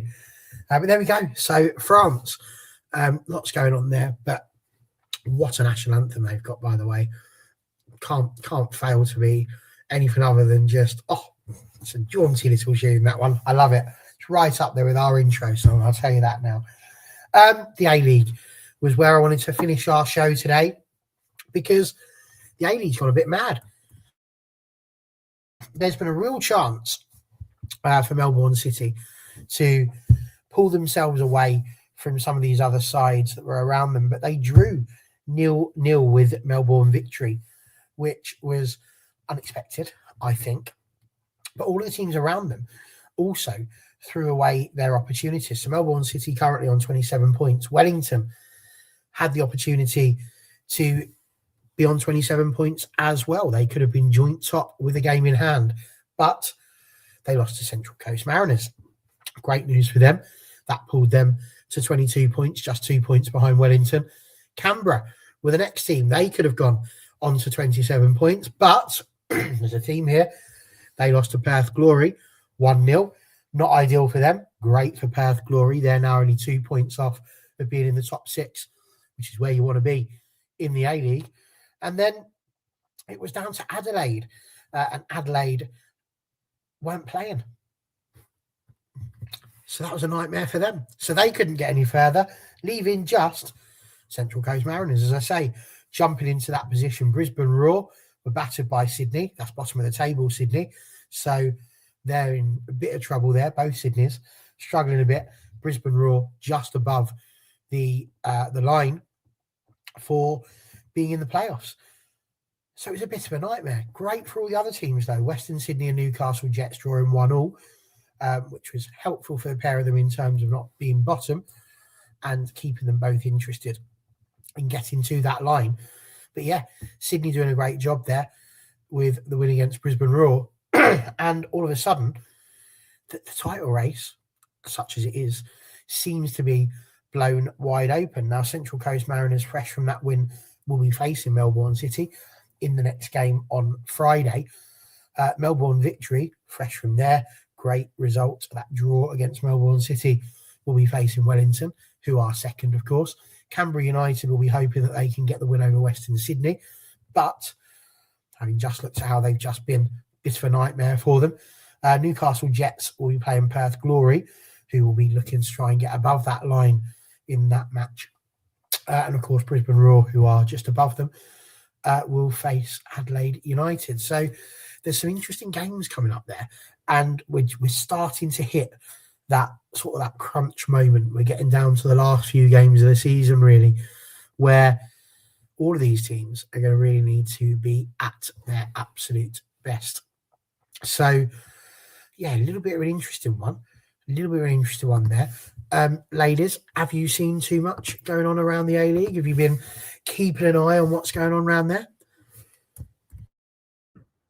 Unfortunately not. No. But I've loved hearing that update, Barry, so thank you very much.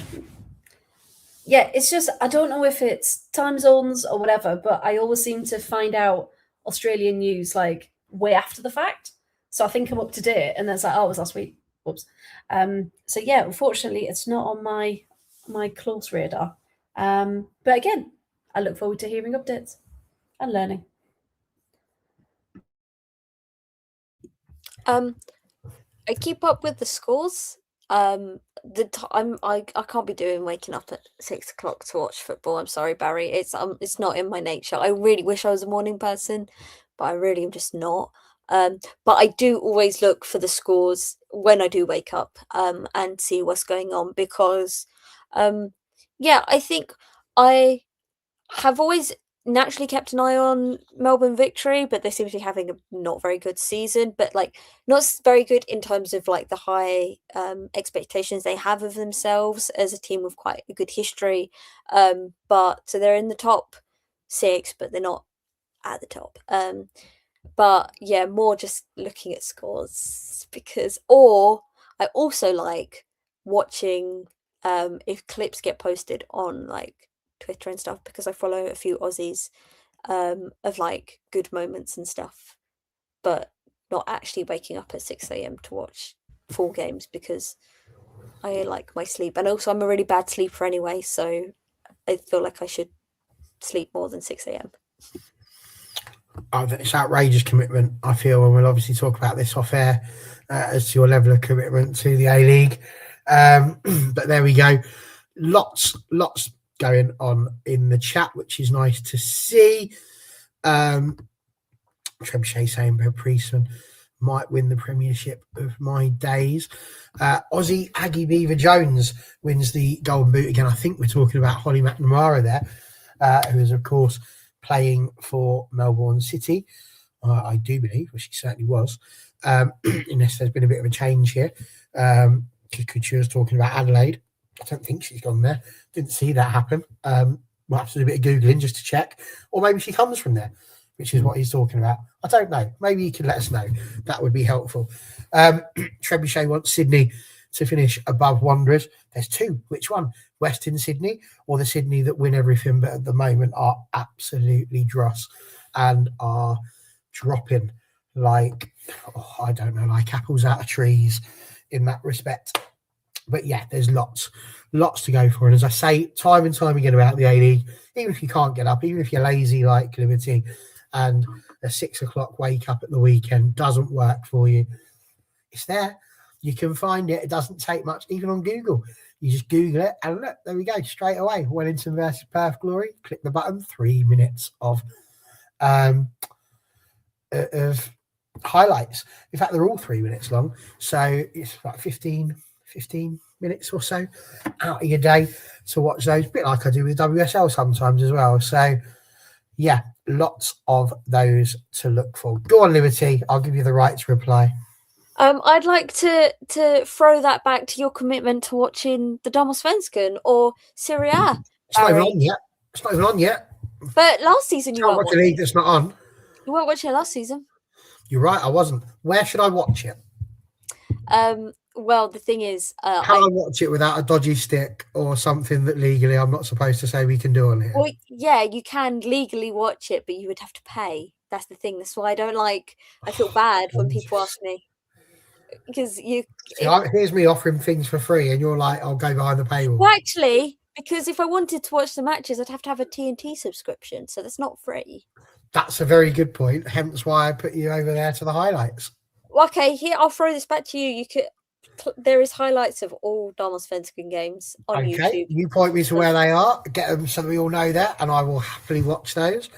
And I will watch A-League highlights. And also, I'd like to defend us as a panel. Sifway has said, you guys don't cover Liga FA much. Yes. Good point. Go there. Real Sociedad, I'm impressed with them this season. I don't know why I've given you this voice. I'm sorry. We need to give them their flowers this season. They're 12 points ahead of Atletico. We intermittently talk about Liga FA. You must have missed my really long rant a couple of weeks ago defending it and saying how it's more than just Barcelona, but I'll give you benefit of the doubt there. Yeah, very true. Very impressive. And when we think of sort of traditional top four, we think of Barcelona, Real Madrid, Atletico Madrid, and Athletic Club, who are doing terribly.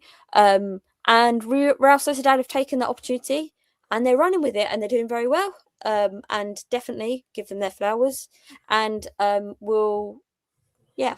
just wanted to make sure that we had spoken about that because I did. It was a very good and what's the word I'm looking for? Good. I can't think of what I'm trying to say, but I want to say astute, but I don't mean astute. It was just valid. Yes, that's the word. Thank you. Very valid comments. I just wanted to make sure we'd given that its time. No, absolutely fair. And as you say, it is a valid point. And yeah, there's loads. This is the problem. And this is literally where I'm struggling with. I'm one man trying my very best to shine a light on women's football here, lower league football. I'd love to talk about Scotland. I want to talk about Wales.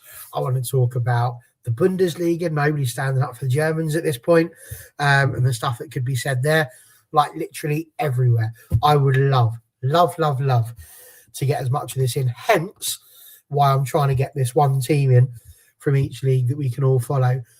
Because otherwise, like I said, we'd be on it for hours. But I will absolutely try my best. I'm going to write it down. And next week, we will try and make sure we do a little bit of a chat about Liga F. Indeed, the Bundesliga. I'll write that down as well. So we can just have a little chat about what's going on in Germany and Spain as well. So thank you very much for that one. I presume you're about to respond to this, Liberty, about the fact there's me offering free beer and you're offering paying apple juice. Well, no, because you weren't offering free beer. You were offering paid beer in TNT style. I was actually going to say on the From Bundesliga train, flowers to Geraldine Reuteler for a hat-trick and an assist in a 4-1 win over the weekend. Frankfurt have been so on and off this season, but 4-1 win. She was involved in all 4 goals from midfield and deep midfield at that. So I just wanted to give her flowers whilst I was reminded, because I did message Freya and Barry with that information after it happened and then completely forgot about it. So indirectly, thank you, comments, and thank you, Barry, for reminding me. But once again, it was not free beer. It was TNT paid beer, which is potentially worse than just a beer at the pub.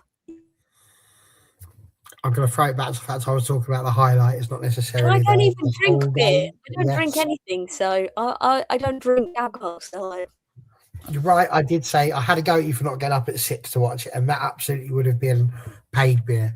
But I then very clearly offered you a shot that you could happily take. And I don't know much about you, Liberty, but I feel like you'd quite fancy a shot every once in a while. No. I don't drink. I don't drink alcohol. Wow. Like at all. No. I had a friend who didn't used to drink alcohol. So when we were doing shots, we got him because I spied it behind the bar. The lime cordial. I just said, can we have one of them? But don't bother putting any water in it. So every time we had a shot, he had to down a bit of lime cordial. Oh, his face. Brings joy to my heart. Even whilst I think about that. So there we go. But yes, and it was completely my fault with regards to the Frankfurt bit. I should have remembered that because we were talking about names of football clubs at that point, weren't we? And I said, I know that one. That's a sausage. And that was where the conversation went to at that point. I was like, okay. I didn't scroll up enough, obviously. And here's the problem. Too many leagues to cover.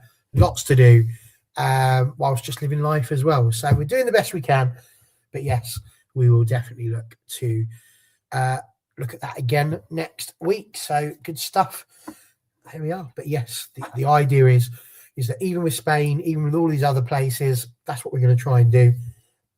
Pick a team from each league, and then we'll at least get the opportunity to talk about them, even if it's only focusing through the one club. So we'll see how we get on. It could work. It could be an absolute nightmare. But you guys will be with us to help us do it. That's it for another evening. We're there. We're done. Lots to chat about. It's been a brilliant chat. I think we managed to get all the way around the world and land back safely. And we did that in a fraction of the time it will take the French fans to get to the Ivory Coast, because they'll still be just having like 83 hours in the car. But we've done it. We've done around the world, which is fabulous. Liberty, anything you would like to shout out prior to us disappearing off this platform for another Monday evening? Nothing to shout out, but I thought of a question, and yes, you did. Yes. Okay, so you're in a penalty shootout, and it's the deciding penalty. It needs to go in. What fruit would you like stepping up to take the deciding penalty? And say you're going to win the Euros. Okay, so it's like fruit. Yeah, what fruit would you like? I didn't see this coming. I was genuinely sitting there thinking, I've got to think of a really good penalty taker here. And then you said fruit, and I'm like, okay.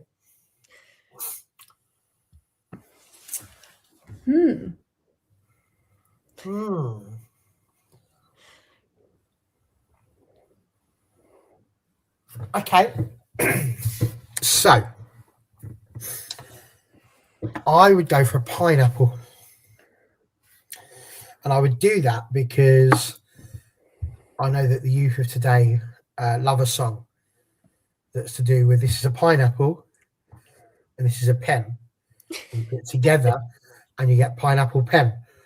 And I feel like it's easy to just add ulti on the end of that. And I feel like they're made for each other. So a pineapple penalty. Plus the goalkeeper would be so shocked by the hair. Job done. That's my one.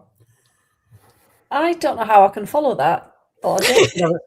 You could have a banana because that's a peeling option. Hey, I was, a moment of thinking about banana because of the shape of it. It can nice little lob into the top corner with the curve. I'm gonna go. Why can I suddenly think of no fruit? I'm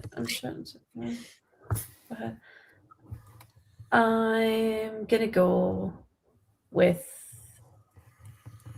You know what? No, mango. Mango is a really good shout because just not when it's quite ripe, when it's still got a bit of hardness to it. Just thump it into the back of the net. I'm gonna go for it. In fact, it will mango into the back of the net. Very nice. There you go. No, thank you. I was thinking similar. I was thinking a fruit with like a harder sort of like skin. You don't want anything like. So I was thinking, first off, the first thing that came to mind was like a tomato, but it's just going to disintegrate at the first port of contact, and it's just going to go. So that was, and then that meant things like strawberries and any berries were out of the picture. I thought, no, not even going to question a strawberry. If I was to have a berry to take a penalty, I'd take Mary. Yeah. So then I thought something that's like sturdy, I guess, and something that I think would have a good run up, and I went with a pear. I feel like it's just got there's like something about it, and also I think similarly it would be good in goal. So if you needed like somebody to go in goal, then I'd go for a pear. I just think it's got like in structure, integrity. I just think I could see it just like straight down the middle kind of stuff, no nonsense kind of penalty from a pear. Could be a good penalty taker. That's for sure. You can have a watermelon, of course, and if they miss, you can just go, "Oh, what a melon!" But there's loads here. I could probably go on all night actually on fruit-related penalty gags. Can I just reply to Sifware's comment? I do eat fruit. it's just one of them when someone goes, name a fruit, and he's suddenly like, oh God, I can't think of any fruit. I did. I had some fruit and yogurt earlier, actually. Thank you very much. So yes, just wanted to say that I do eat fruit. Thank you. Passion fruit. So you got a passion for the game. Passion fruit. Especially when it's with a martini. Lovely. Yeah. If it was a French penalty taker, perhaps a raisin, because they're trying to raisin the profile of the game. I thought you were going to go wine, but yeah, that works. Lots of them. Couture tomato, woke nonsense. Absolutely, why not? I can live with that, tomato. But yeah, there we go. There's the answers. Fair play. Good question. I enjoyed that one. Nice way to end the show. And Freya, did you have anything that you wanted to share out before we finish up? Kind of, not out at the minute, but we've done for our Villa pod on a Thursday. We've recorded some interviews with some ex-players. So when Villa women, before they were Villa women, when they were Villa Aztecs, and before that, so kind of that really founding years of Villa. So we've got a couple of players that we've reached out to, and we've recorded some episodes there. So they're going to be probably coming out over the break, because Villa aren't playing in anything. So look out for them. Thank you very much. Is a coconut a fruit? Yeah. I mean, you want the hard exterior. That's got to be a winner, surely. Could go with a coconut, but they could be a bit shy. Well done.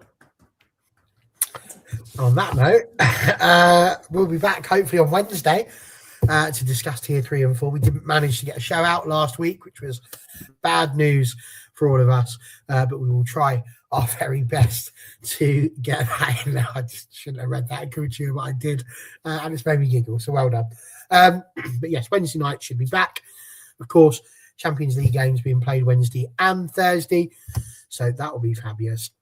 We will, of course, be looking back at those next Monday. That will be one of the big ones, where we'll also talk, obviously, about Czech's notes, the Bundesliga and Liga F as well in our leading conversations. But brilliant. Thank you very much, ladies. Brilliant to have you with us as ever. Cheers to those in the chat. You've certainly kept us going throughout it all. We shall see you next week. Take care, everybody. Good night.